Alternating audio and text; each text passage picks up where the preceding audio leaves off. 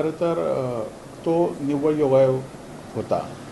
परंतु आपण बघितलं असाल की उद्धवजीसुद्धा माजी मुख्यमंत्री या राज्याचे आहेत आणि प्रमुख नेते या महाराष्ट्राचे आहेत आणि त्यामुळे उद्धवजी आणि देवेंद्र फडणवीस हे सुद्धा राज्याचे मुख्यमंत्री आहेत आणि दोघांनी युती म्हणून एकत्र काम केलेलं आहे आणि त्यामुळे एकत्र भेटणं किंवा एकत्र बोलणं, एका विषयावर चर्चा करणं हे खरं तर राजकारणाला अपेक्षित आहे आणि या संदर्भात खरं तर मीडियाने किंवा विरोधी पक्षाने या संदर्भात चर्चा करू नये.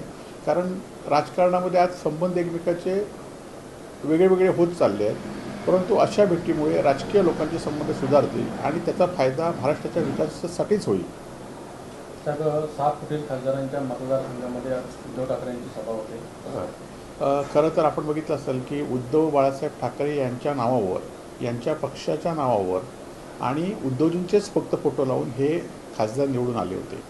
परंतु आता त्यांना वेगवेगळे विकासाचे प्रश्न, हिंदुत्वाचे प्रश्न हे आता त्यांना पडू लागले आहेत आणि लोकांमध्ये रोष त्यांच्याबद्दल आहेतच.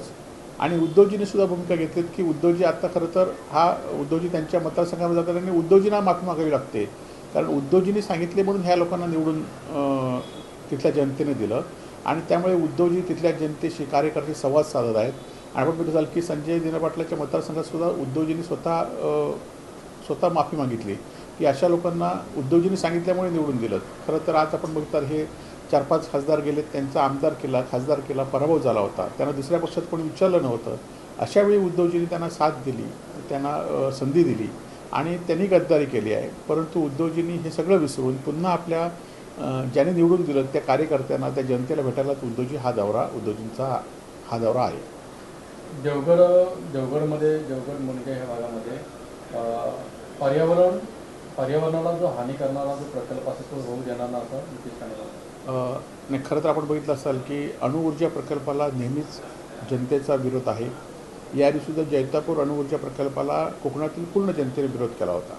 आता जर मुनग्याचा अणुऊर्जा प्रकल्प आहे, त्याला काल नारायण यांनी सांगितलं की जी कोण आडवी मांजरं येतील त्यांना आपण खेचून काढू म्हणून. परंतु आम्ही निश्चितपणे अणुऊर्जा प्रकल्पाला तुम्ही काय म्हणा आम्हाला, पण आम्ही त्याला विरोध ठामपणे करणार आहोत. परंतु काल नितेश राणे पालकमंत्री हे स्वतः त्या मुनग्यामध्ये गेलेत आणि ह्या प्रकल्पाला आपण विरोध करू म्हणून सांगितलं आहे. आता अदानींनी हा प्रकल्प घातला आणि नितेश राणेंचा विरोध कितपर्यंत जाईल हा खरा प्रश्न आहे. परंतु पालकमंत्र्यांची भूमिका जर विरोधाची असेल आणि त्याचं आम्ही स्वागत करू आणि सिंधुदुर्गात हे असे प्रकल्प नको, कारण अशा प्रकल्पामुळे रोजगार विकास होत नाही.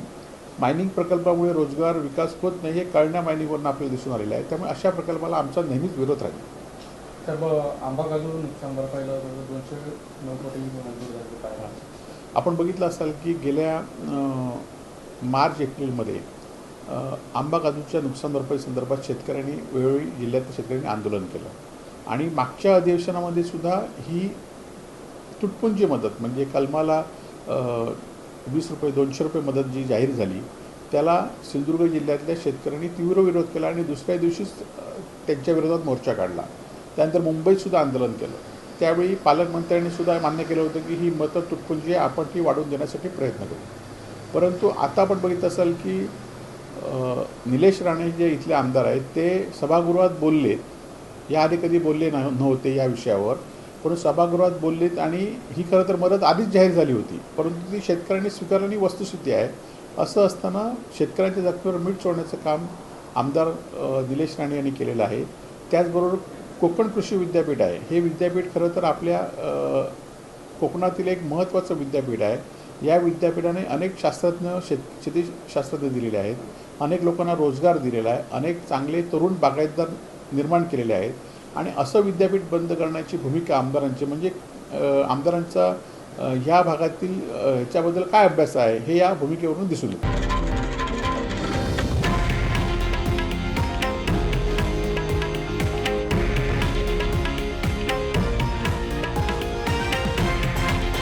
हे आहे देशातील नंबर 1 न्यूज नेटवर्क आणि आपण पाहत आहात TV9 मराठी, एकमेव.